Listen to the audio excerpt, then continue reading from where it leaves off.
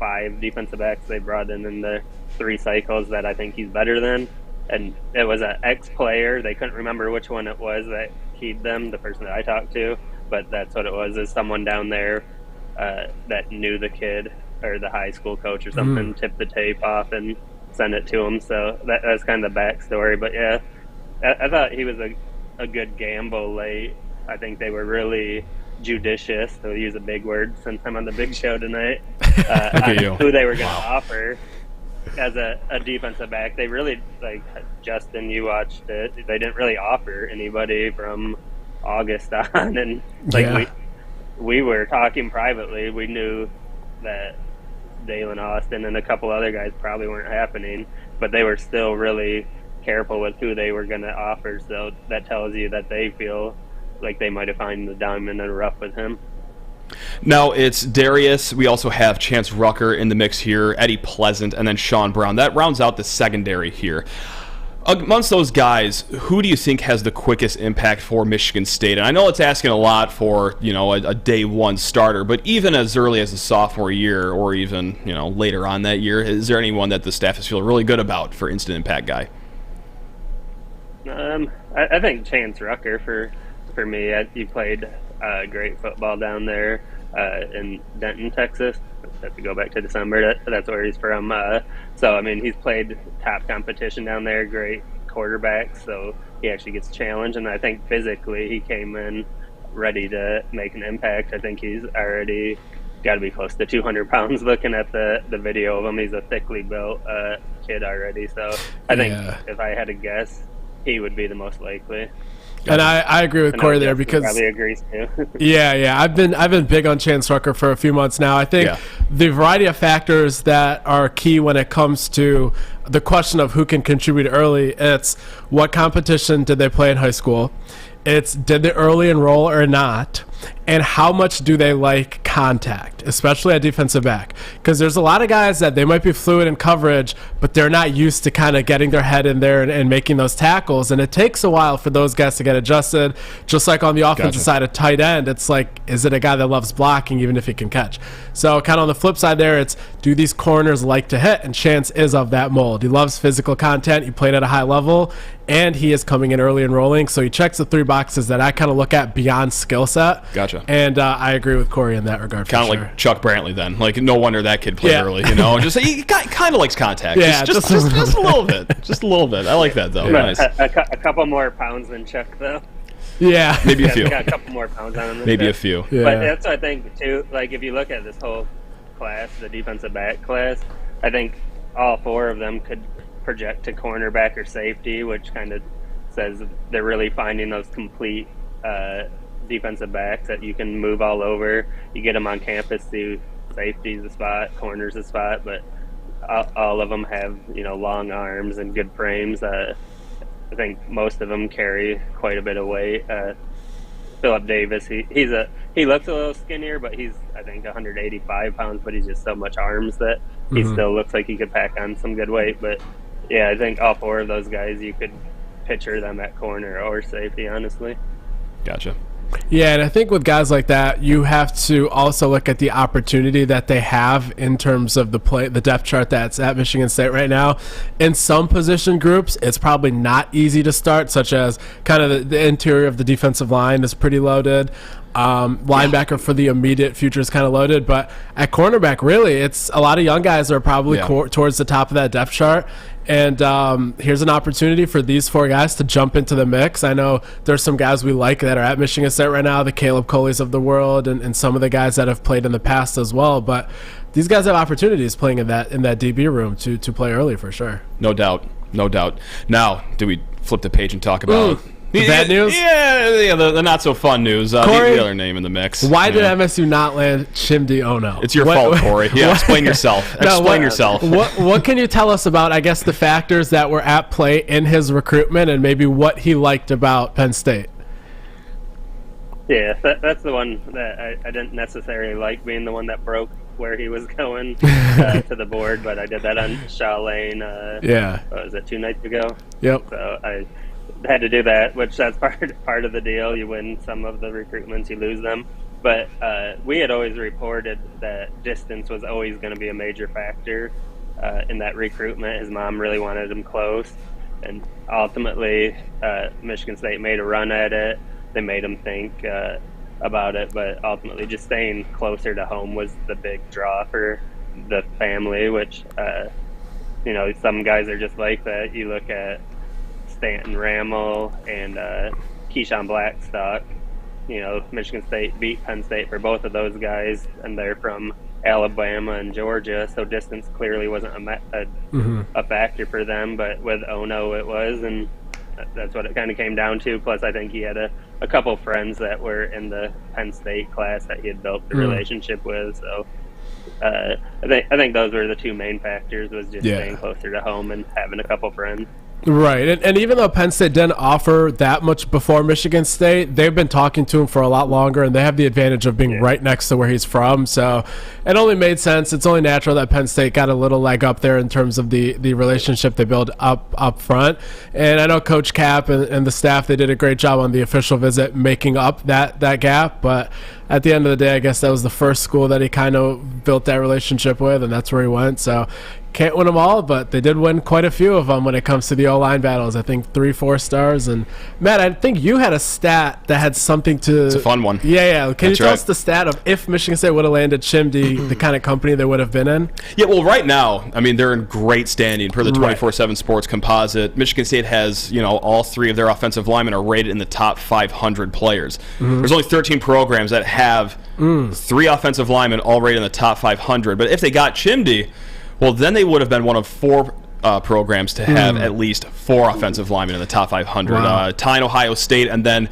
Notre Dame and Alabama both have 5 offensive linemen, all rated in the top 500. So good for them. Yeah.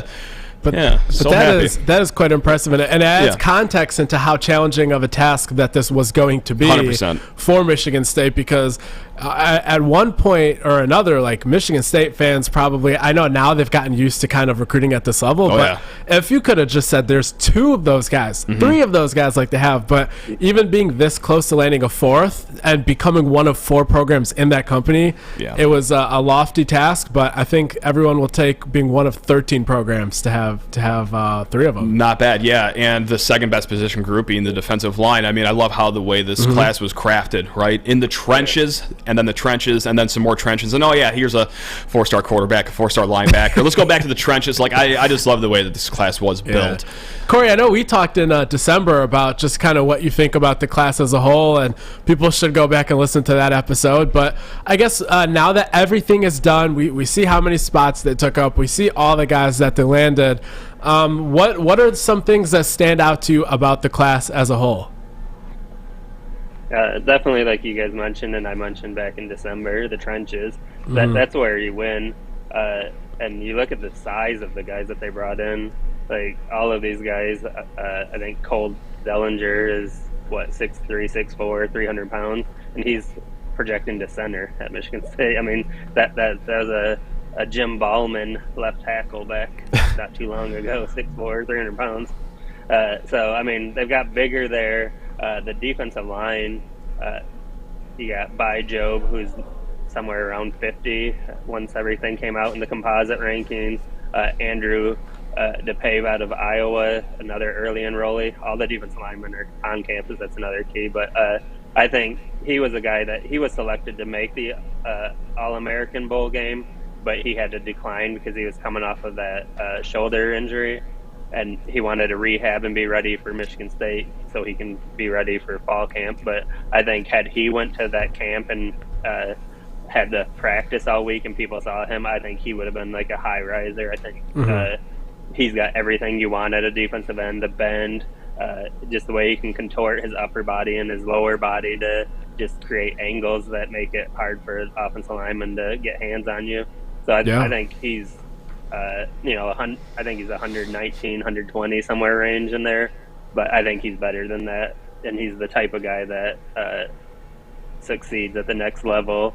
And then even you look at offensive line, Stanton Ramel, for the first time in history, I think ESPN hit a rating right, and they had him at number 88 in their final rankings in the entire country.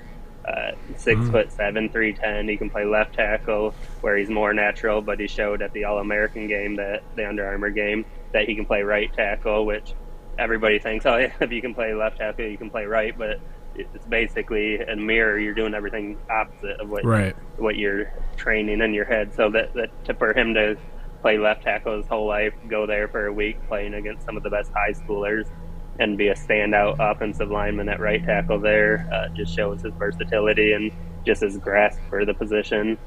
And then Keyshawn Blackstock, I think that's a plug and play where if he stays healthy, you can write his name down in Sharpie. He's going to start somewhere on the offensive line, whether that's left tackle, right guard, depending on just who else takes a hold of those other positions. You can slot him in.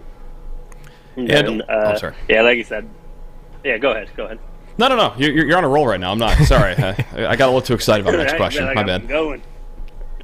But yeah, and I think too, like when you guys were talking about the offensive line with the 13 classes, like for Michigan State to do that, like all those classes that are in there, I bet you all of them have a history of putting guys in the NFL at the offensive line, where Michigan State can't sell that. Like they can only sell, this is what it's going to be like when my people take over. So for Cap to be able to kind of sell that vision and get those guys that are ranked that highly to believe in the vision and the opportunity, just tells you what it could be here soon in a couple of years, where maybe we come on this show in 3 years and we're just used to being in the top 5 teams that do that, because you're putting guys in the league finally at the position. Very good point. Yeah, no doubt. And really quick, this is my last question I got. Thanks a lot for your time, first of all. Next opportunity to go shopping, though, is going to be the spring transfer portal window. MSU has like 4 maybe scholarship allotments available, but that's going to change because, guys will leave the program as well. That's just the nature of how things go. But what are the top 3 position groups that you're going to be looking for Michigan State to fill here in the spring? I know that probably won't be shopping for like a day one starter, especially in the spring, but even for depth pieces, like what are we looking at here for position groups? Defensive backs, number one, I think, for me and most people. I think it would be smart to bring in one more guy that you can put into your 2 deep at least. I think they're going to, once Ono went elsewhere, they're going to go get an offensive lineman if they can find the right guy that can at least, they can confidently say this guy should be able to beat guys out and get in our 2 deep if not starting. Sure. And then if they could get like a slot receiver, kind of that elite game speed where you can really stretch it and take advantage of matchups on safeties and linebackers, I think they would like to do that if they can find that guy. Yeah, those are 3 spots where I think Michigan State would be adding someone that they might not currently have, because you can never have too much depth at offensive tackle, and they don't really have a burner in the slot right now, like Corey was saying. And safety, it would be great to get maybe an experienced guy to put next to Jaden Mangum while Malik Spencer and Dylan Tatum maybe compete for the slot spot, for example. But I think that's definitely the answers I would give as well for that. But Corey, I don't know if you have any other tidbits you want to get across for sure regarding the Michigan State class or anything in the near future, but that's all the questions we had for you. Is there anything else you would like to add? Something that Michigan State fans need to know? No, I think we covered it pretty well for what we did, and then maybe we'll come back on down the road and see what we got after we see some spring practice. Definitely. We are going to have you on right after we get some more ability to gather intel with practices and spring practices in the spring game for sure. So until then, we appreciate your time. And, of course, I will be talking to you soon because the world of recruiting never stops. But I'm sure the fans will be excited to have you on again in the near future. So appreciate your time, Corey. Thanks for having me on, and it's finally good to be able to do a show with you, Sheehan. I know we've been trying to link up a few times. We finally made it happen. It happened, baby. We did it. Need a guest or someone cancels on you, just let me know and we can throw it together. What a History legend. was made. What a legend. Yeah. God, Corey Robinson, just an icon. Icon in the recruiting game. Yeah. Look at this. This is true. Look at this. Yeah, so that was pretty holistic view of kind of what Michigan State brought in, what Michigan State's looking to bring in, and just a A lot of good recruiting momentum right now. I know the class wasn't as big as people wanted, but even at the end, they put some flyers. They got some flyers involved as well. They bumped the numbers up a bit. So yeah. Pretty good class, I would say. Great offensive line, great defensive line. And as a whole, if you want to take the average of each player, okay, your average ranking is higher than 2 out of the 4 college football playoff teams. Yeah. So that's pretty good. I mean, I don't know if that speaks to how well Michigan State recruited, especially off of a 5-7 season, or just how underwhelming it might be elsewhere. But it's a good picture for Michigan State, and yes, sunny days ahead in East Lansing. I mean, there's never a cloudy day in East Lansing to begin with, but sunnier days in East Lansing. Like that one? Yeah. Never cloudy, never cold, never any snow. No. Not my East Lansing that I know. No. Heavens no. Do we talk about a sport that's actually playing right now? I guess we should probably do that. Okay. That sounds like a good idea. Let's mix it up. Yeah, let's get nuts. Justin, our Spartans played 2 games last week on the hardwood. They won an ugly one against Iowa. But you know what? We're going to talk about that in a little bit. There's something to be said about winning the ugly games. And then Sunday happened at West Lafayette. Not much more to say about that. Any big takeaways from the last 2 games for you, just immediately at the top of your head? Nothing to the point where I think it changes the outcome of the season or the ceiling that I think that the season could have. I think at the end of the day, Michigan State will need to be wary anytime they have to play a dominant center. That is what we have learned in the Purdue games. But other than that, I think the guard play is there, that they can still make a run in March with the pieces they have. They're going to need more consistency out of Madi Sissoko. That was one of my takeaways from the last few games. Kohler and Cooper continue to show flashes, and I think they will continue to improve as they get run. Jaden Akins is starting to turn back into the original form he was in before injury, starting to become one of the more reliable guys, I would think. Hogard, not his best game against Iowa, but he was aggressive against Purdue again, and the free throws are kind of suddenly an oddity in his game, but he seems to be commanding the offense and being aggressive and doing other things. But just nothing that is a takeaway that is something new or that changes my perception of the team. But they just need to keep plugging away at center, improving there. And the team is what it is, and I think we know the mold of team that can beat them and the type of teams they can beat on the flip side, and that's kind of what I look at from the past couple of weeks. Yeah, I mean, the 2 biggest takeaways I had is after Sunday, this team could use a 6-day break. They played, 40 games in the month of January? Like, just absolutely relentless schedule.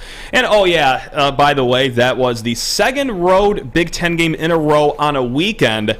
Justin, they have 4 more of those coming up. And yes, I'm counting this weekend's game. I know it's neutral court at Madison Square Garden, but 6 weekends in a row, you're playing a road game in the Big Ten. Thanks, whoever made that. That's great. Honestly, who am I kidding? Tom Izzo probably got in the ear of whoever makes the schedules and was like, yeah. Send us on the road, give us the most hostile atmospheres, put us at noon, a game everyone can make, sell out every game. So that's, knowing Tom Izzo, that's probably 100% what happened. And the second takeaway, too, is, just like you said with Hogard, man, I mean, it was not a good game whatsoever. I think he'd be the first to admit that as well. I mean, heck, he went back out to the court to shoot free throws minutes after the game. Responds with a 20-point performance against Purdue. So, yes, like people were like, he didn't play that great against Indiana. I thought he just played okay.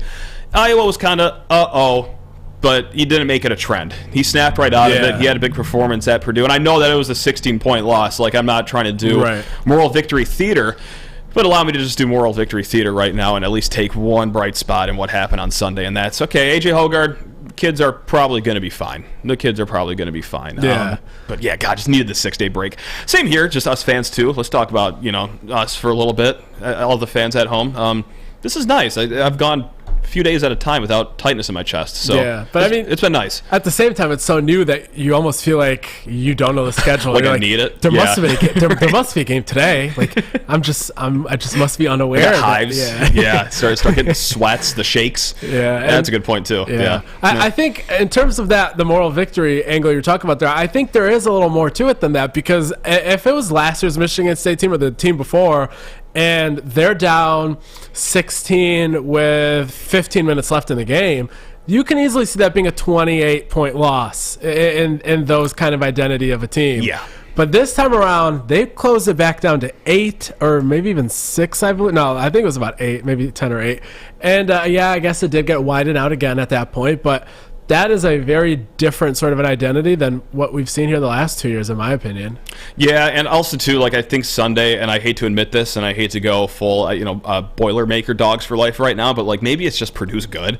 I mean, I was on the soapbox for the longest time being like, yeah, they're fine, but they can't be this good. Like, unanimous number 1 team in the country good? Absolutely not. Yes, they have Edey, but they're surrounded by guards that are 3-star freshmen. That's not going to sustain itself throughout the year, Will.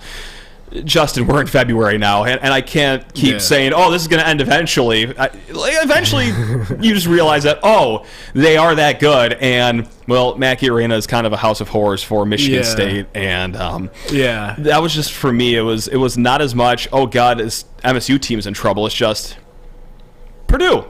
Might be thinking about them a little bit different than I used to a few weeks ago. Hate to admit it. I think they'll easily win the next few banners here that are in front of them in terms of the regular season, and probably Indianapolis or Chicago this year, I believe, is where the Big Ten tournament is. Yeah, it's not in DC. That's all I know. Yeah, they're not doing that again. But after that, really, what it comes down to is in their bracket, are they going to have a team that has a strong center that can get Zach Edey in foul trouble? Probably not. Yeah, maybe not. Right? If their 2 seed is Arizona, though, that I'm taking Arizona in that Elite Eight matchup. Arizona letting us down in March, though? I don't know. I can see them getting broomed out in round of 32. This is true. This is true. But gotta get out, wait for March Madness. Yeah, I know. Yeah, let's go.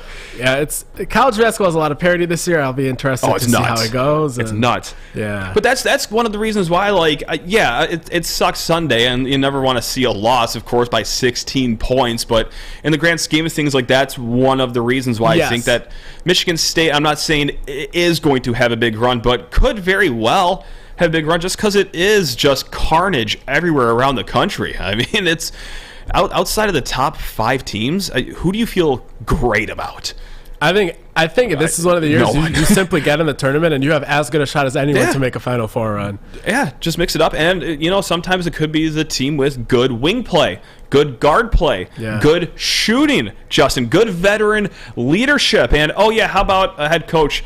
It's been to more Final Fours than any other active head coach. Maybe that doesn't hurt things a little bit. Speaking of good guard play, good wing play. Do we got one of those on the horn right now? We do. Oh. Joining us today on the SD4L show, we have Michigan State freshman point guard Trey Holloman. Trey, how you doing today? Man, I'm doing good, man. Great to hear, Trey. So you have, as a true freshman, come in and gotten significant minutes for a Tom Izzo basketball program. That's not easy to do. So kind of the first question that I have for you is, what has the adjustment been like to play point guard at Michigan State coming from high school just a few months ago? Man, you got to be tough. You got to be mentally tough, physically tough, and you got to have the right mindset to play for Coach Izzo, because he's had a great point guard. So I would say that's the biggest thing. No question that you have a lot of poise, especially as a true freshman. Right now, your assist turnover ratio is 3.25, and for those that don't know ball, let me tell you, that's pretty good. But with that said, was there any moment early in the season that was a welcome to college basketball moment for you, where it kind of took you by surprise, and it's like, oh my, this is a little different than high school or the AAU circuit going on? Probably just in practice, because I'm playing against the best backcourt ever. So that helps. That helps things. Yeah. So when it got to the games, it was kind of easier for me because it slowed down, for sure. Gotcha. That makes sense. And Trey, your mom, she coaches basketball. She's great on Twitter as well, posting videos of her, I think, beating you one-on-one at times. But just what can you tell about how her role in your life has helped prepare you for just the big stage of college basketball? She always told me to work hard, and She has surrounded me by like the best coaches, the best trainer, and then she just been there for me since day one. So I would just thank her for everything. So yeah, that's it for real. And as you're just, passed along, from the family to the program, a different family, so to speak, who's taken you under their wing the most? Is it a teammate of yours? Is it an assistant coach? Is it just the man Tom Izzo himself, or who's really been kind of your mentor so far in your young career? AJ Hogar, he is my roommate. Okay. He is the starting point guard here. So, yeah, AJ's been great to me, man. So, Trey, when you were a recruit, since I cover both football and basketball recruiting, you were on both radars, and we had you listed as a commit in both programs until eventually you said, I'm only playing basketball. So, at what point did you know basketball is my future, even though Mel Tucker wants me, even though I have scholarships to play defensive back in college football? When did you really know, basketball is going to be what I'm doing full time? Man, I don't know, because after I committed, I was like, dang, Mom, do I really want to still play football? And then we had some deep conversations because, man, I love football, but then it just came down to I didn't work out for what's called football. Yeah. So basketball, I was in the gym, and so that just came about, and then I just chose to just play basketball. When you would go to an MSU game in the fall, would it almost hurt a little bit, just being like, damn, I kind of miss being out there? Or how hard was it just to watch a game after being not just a football player, but one that was as talented as you were? Yeah, man, that was hard because sometimes I'd be like, dang, man, I could have made that play, and then it was another okay play or decent play that I think that I could have made, but it was for sure hard watching. For sure. Yeah. So when Trey was seeing Marvin Harrison Jr. of Ohio State just toast our secondary, he was thinking, if I was there, he'd be locked down. Get Trey some cleats, some shoulder pads, and we got this a one-possession game. Man. Marvin Harrison's tough, man. He's tough. So. Yeah, no doubt about that. We didn't have we don't really have bad DBs, but just Marvin is a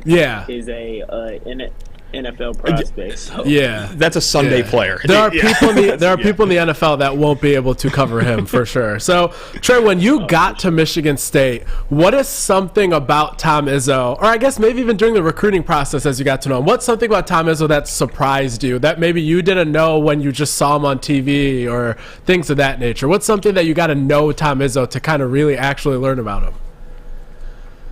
That he is tough, man. He is a very tough coach, but it is all out of love. So yeah, that's it. So you just gotta take it in. You gotta you just gotta know that it's all about love, man. For real. Wait, Coach Izzo. Dang, my fault. You're good. Yeah. And so that's something about Tom Izzo, but we got something to ask about you, Trey. And I don't know if you know this or not, but you might be one of the most controversial basketball players in the conference because every time you take the court, conversation about your sleeves rises on Twitter, online. They're talking, why is he wearing long sleeves? He's got to take the long sleeves off. Or if you're like me, it's like, yeah, rock the long sleeves. I love wearing long sleeves playing basketball. So plead your case. Why the long sleeves when you're taking the court? Man, I don't know. I've just been doing it since I was a sophomore. So okay. And then it just helped my game. So then I just kept on wearing it. And then the headband came when I was a junior. So then I got the headband with the long sleeve. So then it was just a good combo in there. Yeah, could we get reg specs next year, you think? Can we keep adding on to this? By the time you're a senior at State, you got some Timbs or something too, or sweatpants. I love that. I need calf sleeves. I need calf sleeves, and I need the Allen Iverson knuckle straps too. Yeah. Sure.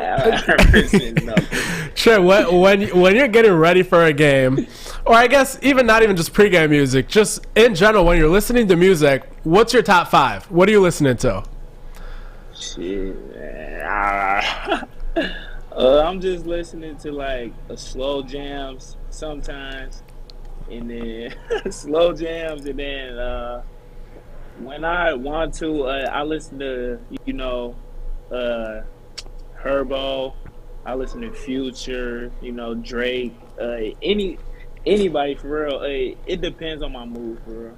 Okay, yeah, that's good, because usually I try to make sure that I got one Drake or Lil Baby name drop on every single episode I do. It's in our contract. I check that off, so we good with that for real. So, but no, that's good, and I know that everyone has varied music tastes and stuff like that, but I've noticed at the Breslin Center now, like, they're playing good music before the games, they're playing good music during the games, and I know that gets the players going too. But speaking of the environment at the games, Trey, what have you seen from the fans and the zone and just the support that you guys get from MSU fans?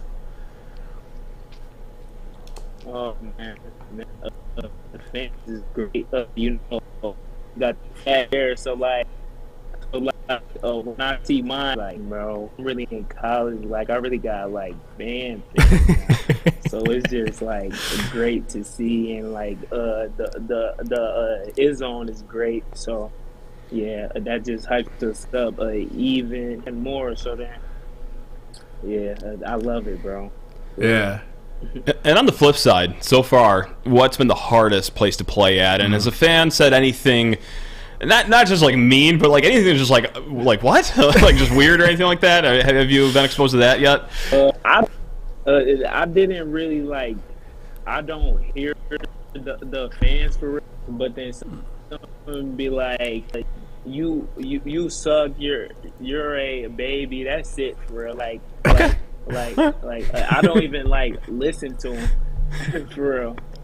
Yeah. That's good. Way to tune that out. That's impressive. Yeah, because if someone says something across the room to me, I'm listening to it. Yeah. If I was on the court, I'd just feel like trying to roast back, like just making fun of someone's shoes if they're trying to talk to me, or tell them fix their haircut. Like, if I was warming up in assembly hall and someone's yelling at me, I think I'd start tearing up. I'm just not built for this. I can't do this. It's not for me. So good for you. So Trey, what are some things you do outside of the court when you're not like grinding tape, when you're not working on your jump shot, when you're not doing homework? Like, what are some things you do for fun? I listen to music, I got a few raps, but like I just be playing around for real. Now then, what's gonna happen. Fans are gonna be tweeting at you to drop a mixtape now, from now until you drop one. Yeah, sorry, that's just the way it goes. Yeah. Sorry, go ahead. Maybe after, man. Maybe after. Okay, that sounds like a hard. That sounds like a hard yes. That sounds like a hard promise. Yeah. Okay, so yeah, that'll be coming in early March. Perfect during the season. Tom will love that. So really quick, this is the biggest question that I have. We're gonna put you on the hot seat. You are at Brody Cafeteria. You have one tray. What is going on that tray at Brody Cafeteria? Good luck. 20 milkshakes. Guys, bro, that is 20 milkshakes. Yep. There we go. Just load it up. 20 milkshakes. Probably like 20 tenders. Oh yeah, love that play. With some fries, barbecue sauce, buffalo sauce. You gotta mix it up sometime. That's a good answer. Yeah, that's strong. Elite answer. Can never have enough chicken tenders. But Trey, that's all the questions we have for you. The fans, anyone that's listening, obviously go follow Trey on his social media. Trey, do you have anything you want to promote other than just your channels, like anything NIL related, or just anything else that you want to put out there so the fans can kind of help you with your brand? I got a clothing brand coming out called Mr. Jig. So stay tuned to that, and just know that I'm dropping some heat. Okay. Sure. Okay, so everyone go stay tuned to that, and then stay tuned to Spotify, SoundCloud, Apple Music for that mixtape. And that does it for this interview. Trey, thank you so much for your time. This was a lot of fun, and we appreciate you. Y'all, man. You're the man, Trey. Sir. Hey, team lawn sleeves for life, baby. Do not take the lawn sleeves off ever. Let's go. Keep balling out, man. All right, man. Trey, thank you. Appreciate you.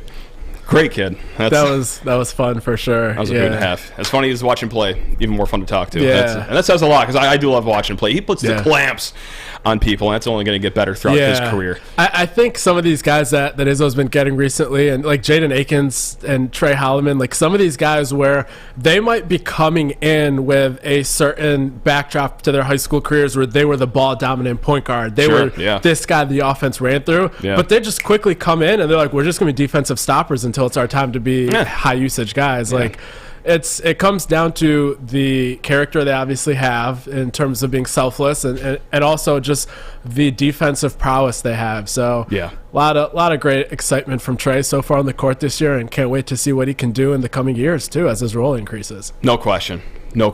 Should we talk about some other Spartan dogs right now, Justin? Let's do that. Spartan Dog of the Week time. Let's get it popping. And of all days, too, we are doing this on National Girls and Women in Sports Day. Owen, would you like to hop in the driver's seat right now and take it away for Spartan Dog of the Week? Yeah, no, it's the MSU gymnastics team, and they very much deserve it. I mean, ever since Mike Rowe last year started just building this really good program. It started with Skylar Schulte, she's a sophomore now, and now it's Nikki Smith, the, I would almost say legendary freshman at the moment, has been setting, is going to be setting records at some point here at Michigan State. She's that good. The fact that Michigan State was able to take down Michigan first time, they did that since 2007, that just shows where they've lifted their program to. And obviously they just beat Maryland. But when you're scoring 49s across the board in all 4 events, that means you have a really good team. And I'll have a conversation with Mike Rowe Friday morning, and then I'll be interviewing him for the Penn State, Michigan State meet on Saturday. But basically, they're super optimistic at Michigan State about this team. And there was a reason why the jokes were that MSU is a gymnastics school right now, and honestly, they really are. Maybe it's not a joke. Right. Yeah, it's not a joke, honestly. But like at the same time, you're trying to build every other program here at Michigan State, but for a good reason. You have Bailey Garcia, and you can keep going. There's so many good gymnasts for Michigan State now, and they've really built a program that's going to be at the top. Like, if you can take down Michigan, you got all sorts of places that you can go. That's great to hear. And nobody knows what's happening in all of the sports at Michigan State, like Owen, who's on the ground there working for Big Ten Network and reporting on all of the sports there. So when Owen tells you that the MSU women's gymnastics program is really on the rise and they have some legendary performers there, then it means it's time to start paying attention to what's happening there with MSU women's gymnastics for sure. But appreciate your breakdown there, Owen. Thanks a lot, and congratulations to the entire women's gymnastics team at Michigan State for being this week's Spartan Dog of the Week recipient, the first entire holistic team. I wanted to say real quick. Yeah, definitely. Go ahead. Fire away. Michigan State fans, once again, make sure to come out to Notre Dame. It's a huge series, last 2 home game series of the year for Michigan State. You got to sell out, pack out, whatever you got to do. The last 16 of 17 meetings have been decided by 2 goals or less between Notre Dame and Michigan State. So you know you're going to get a great game. Last time they played, they tied through overtime, just because, Matt, you made that mistake a couple weeks ago. Whoops. And then they won the shootout, so they got 2 points. But it's going to be a massive, massive series because Michigan State needs the 2 at least split in order to still have their conversation to make the tournament, based because they're right on the edge at the moment. So it's a big weekend, and they got Michigan next weekend, but the Friday game's in East Lansing. Saturday is at LCA, so it will be the last 2 home game series of the season. So it's a big one. Make it count. Yeah, crunch time is upon us. There we go. Owen is the hardest working man on this side of MSU. He has to sleep 20 minutes a night for everything he does. His schoolwork, producing this show, working for Big Ten Network, just Owen knows it all. Owen is all the way plugged in. He does. So, Matt, I think one other facet right now with the program is some of the former Spartan Dog football players getting to show off their skills in Mobile, Alabama. You got that right. We have the Senior Bowl in full flight. One of my favorite parts of the football calendar is this draft prep season, and Michigan State is fortunate to have Jaden Reed and Bryce Behringer already doing a great job down there in Alabama. What are some things you've seen on social media regarding their time down there? Like, nothing but good things. And no, it's not just people like us, Michigan State media people, or in my case, just a full-blown Michigan State slappy. Like, no, these are just draft people and NFL reporters. Like, over here we got Nick Baumgartner, brilliant football mind. He highlights both of the players right here. Highlights Behringer's 74-yard punt yesterday. I don't care if that's in a hurricane. That's an incredible punt, but we already knew that he can do that. I mean, he led the nation in punting with 49 yards per punt, almost 2 full yards more than second place. And then over here, here's a fun little metric. Michigan State wide receiver Jaden Reed has had the fastest GPS time of any AM session with 20.3 miles per hour. Right. That's fast. Yeah. JT, that's fast. Yeah. So and the opportunity to get times like that on record is very important and not something that everyone gets to do, because 40-yard dash times, sometimes they're taken with very, very, I guess, a grain of salt, but that's game speed.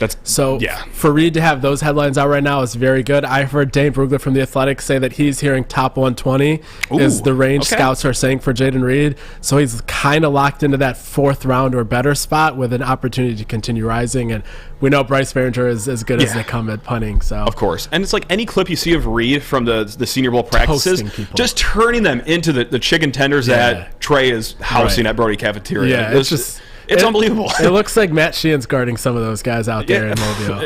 It gives me hope that I can one day maybe play defensive back in the Senior Bowl in comparison to how these guys are doing against Jaden. But no, like, as we know as state people, Jaden's just that special, and hopefully scouts and GMs will realize that very shortly in this draft prep. Speaking of people doing very well, let's do the very opposite of that and talk about my performance in 2 are facts, 1 is whack. So I think I'm 0-3 now. So about that, you're 0-2. I defaulted last week. There was a listener that called me out for it, and I'm so sorry. I forgot to write your name down on Twitter. I think it was like Spartan Claus or something like that, but they pointed out that Marcus Taylor was actually a point guard as well, because I said that, hey, it was only 3 point guards since 1995 that have gone into the McDonald's All-American game that went to state. I said Mateen Cleaves, Keith Appling, and then Jeremy Fears. Marcus Taylor, I just completely whiffed on. So that's complete amateur hour by me, but great listenership. Yes, thank you so much for saving my record from being 0-3. You're alive. Yeah, 0-2. So you're 0-2. Perfect. You're 0-2. So Michigan State just played a really tough game at Mackey Arena. They've played also at Assembly Hall. They played at wherever Illinois calls their barn now, and they are also avoiding the rack this week. They're going to Madison Square Garden instead. So the theme for this 2 are facts, 1 is whack, is the 4 toughest road environments in the Big Ten outside of Breslin Center, of course. I think it's the Purdue, Indiana, Illinois at Rutgers gauntlet. So here we are. You ready for this one? I got 3 statements. 2 are facts. 1 is just straight up whack. Okay. Justin, since 2014-15, since that season, Michigan State went to a Final Four that year. That's not the statement. MSU has won 4 games at Madison Square Garden and has lost 4 games at the RAC. That's right. Since the 2015 season, MSU has won 4 games at Madison Square Garden and has lost 4 games at the RAC. Statement number 2, if you're ready. I'm ready. Since 2013, MSU has won as many games on Hawaiian Islands as they have at Mackey Arena. Statement number 2, since 2013, MSU has won as many games on Hawaiian Islands as they've won at Mackey Arena. Statement 3, if you're ready. Yes. In the last 8 games against each opponent on the road, MSU is 500 at Indiana and at Illinois. So last 8 road games at Indiana and Illinois, Michigan State is 500. They're a smooth 4-4 against both of those opponents. Justin, which one is fact, which one's the other fact, and which one is whack? You got this. I believe in you. I believe that Michigan State has won more games on Hawaiian Islands than at Mackey Arena. So that is the one I'm considering. How sure are we about that? How sure are we about that? Oh, unfortunately, that's true for you, JT. So, Michigan State, since 2013, they've been to the Maui Invitational. Once, they won 2 games there. They also had that little game against Arizona. Like it was something to do with the military in Pearl Harbor. I think it was on Oahu is the island that I'm thinking of. They lost that game as well. So they've won 2 games since 2013. They've also only won 2 games at Mackey Arena since 2013 as well. Would you like to guess which one is also true I'm right not now? making any more guesses. Okay. So perfect. Awesome. So the other true statement is that in the last 8 games on the road against Indiana and Illinois, MSU is 500. Those are 2 tough environments, and they are 4-4 on the road against Indiana and Illinois. The one that is whack is since 2014-15, MSU has won 4 games at Madison Square Garden and has lost 4 games at the RAC. You actually have to reverse that. They have lost 4 games at Madison Square Garden. They have won 4 games at the RAC since 2015. Michigan State is 4-2 at the RAC, actually, and 1-4 at Madison Square Garden. So Here we are thinking that we're dodging a bullet for this Saturday's game. Like, yeah, you never want to win in the RAC. And that is true because the 2 losses at the RAC have been the last 2 times they've been there. One of them during that COVID season where they scored just 37 points.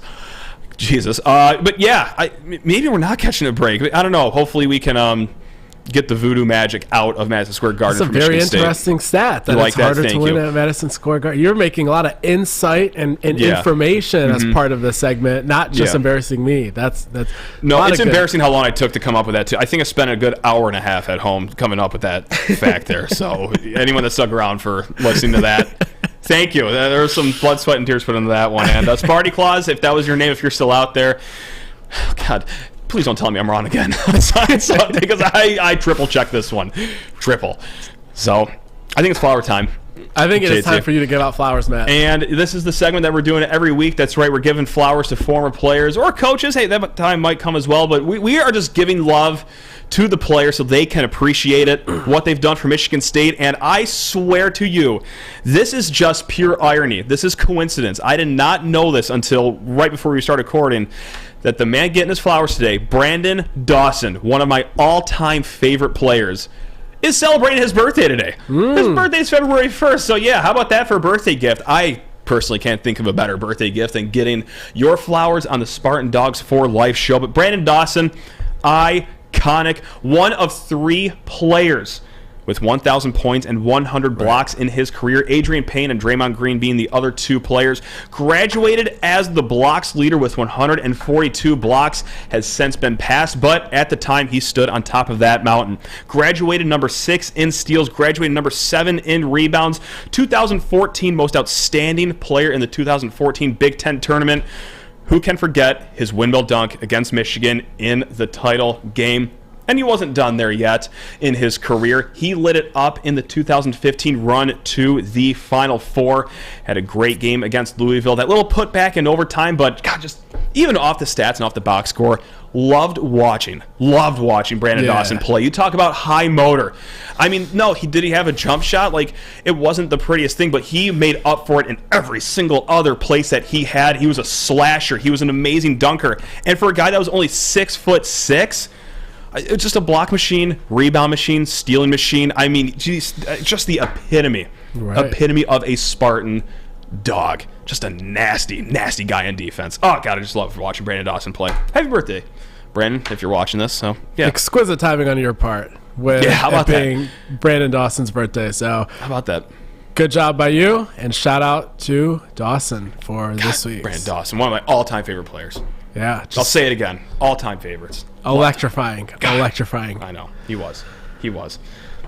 I think that about does it, man. I got nothing left in my notes in front of me. That's kind of sad. I've had fun. Your 18 pages of notes have been exhausted?